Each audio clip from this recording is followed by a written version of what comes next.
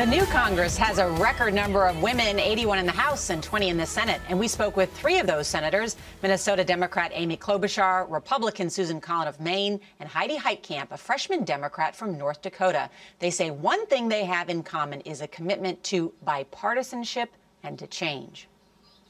Senators, thank you so much for being here. Barack Obama sworn into a second term. Senator, how do you think his second term will be different? How do you hope it will be different? Well, I think we all know the country is facing major challenges.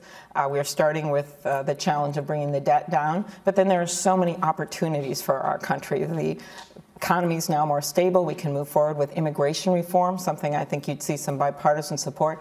Energy, the 3 of us care very much about that, and just other ideas to make sure that our workers are trained for the jobs that are available today. Senator Collins, things have to change. They do. I think that the American people are really tired of the partisan gridlock in Washington. They want us to take a more pragmatic, less ideological approach to the issues. They want us to sit down, negotiate, and actually solve problems. Senator Heitkamp, you are a new member to the Senate, and along with that are 100 new women in Congress. What's that like being part of this class of a record number of women? You know, women are half the population. This is a pretty important job. It's something that needs to be done, and we have to draw on the entire talent pool of America, and half that talent pool is women. And so until we see equal representation, I think we haven't really tapped all the human resources of America. But the problem is not that women aren't getting elected in the same rate as men. It's that women aren't running. Why is that? That is so true. Women tend to think that they're not quite ready. And I always try to encourage women to take the risk, to roll the dice. You said if women were in charge, we would have a budget deal by now. So with a record 20 women in the Senate, is this going to get better? I certainly hope so, and I actually was serious when I made that comment.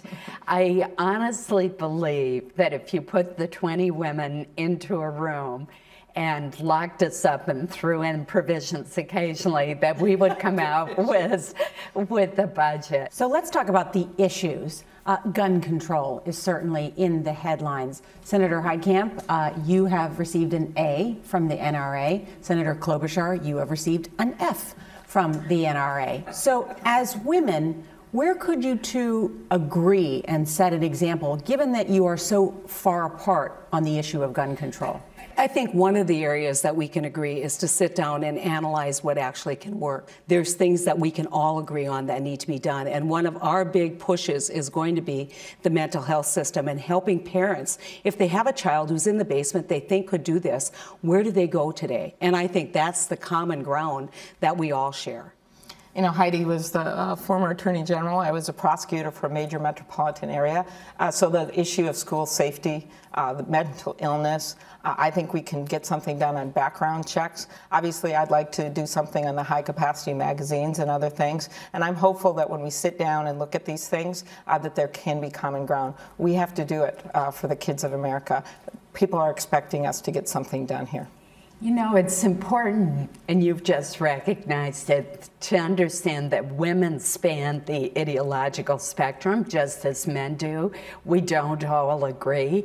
But what I do think we bring to this issue and so many others is a more collaborative approach and a willingness to try to find where the common ground is. There are now 20 women in the United States Senate. How often do the female senators socialize? We get together for dinner about once a month.